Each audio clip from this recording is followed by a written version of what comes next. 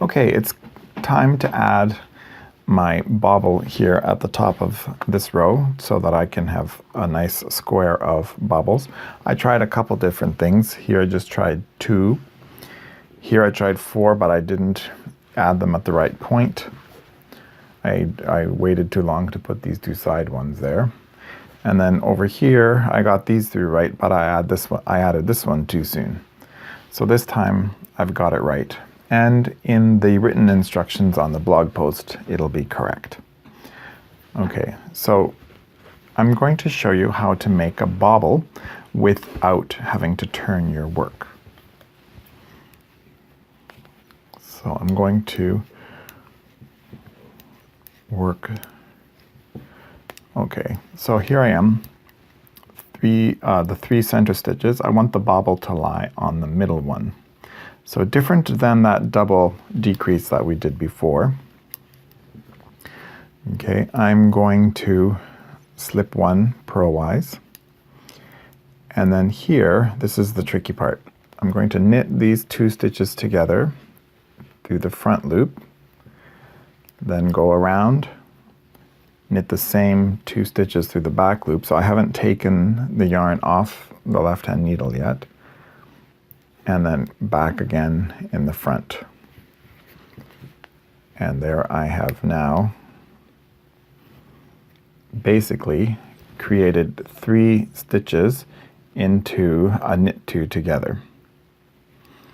Okay, then I'm going to take this slipped stitch, which is now the 4th one on the right hand needle, and pass it over those 3.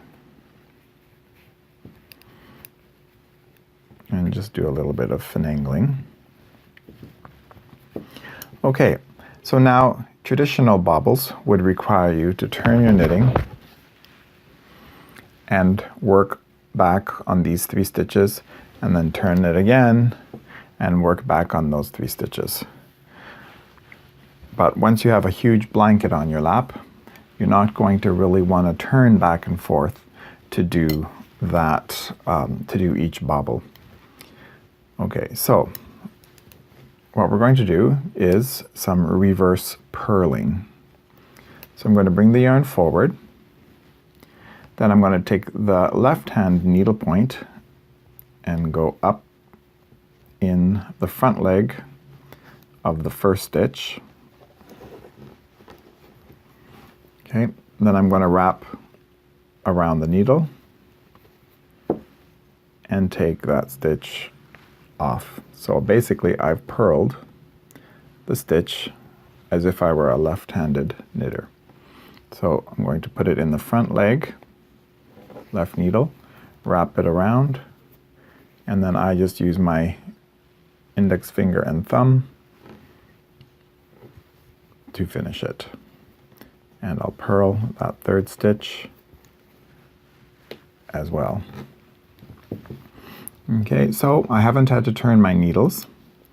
Now I'm going to leave the yarn in front, slip 1 purlwise, take it to the back, and now I'm going to slip, slip, knit. So slip, slip, return to the left-hand needle, and knit through the back. Knit those 2 together. And then I'm going to take that first slipped stitch and pass it over that one. Then I'm going to hold that mass of yarn, which is the bobble, in the front.